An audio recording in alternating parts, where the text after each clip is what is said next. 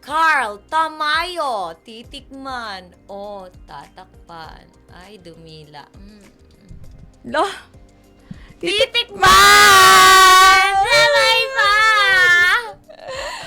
Titikman! saan siya? Uy, in fairness, baby face siya, pero ang tangkad niya masyado. Pero bata pa yan, oh.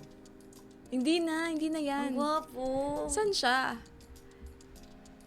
PBA din siya. KBL? Ah, ano yun? Alam ko ibig sabihin ng K. Ano? Canton? Ano ba? My heart! My heart! Kinabahan ako! Ano ba? Yung puso ko, Bebe Jane. Bakit? Ano ba? Tumatayo tuloy yung balahibo ko. Yung pagkaka-deliver mo, parang madudulas yung dila mo. Hindi. Hindi ko alam yung ibig sabihin ng KBL.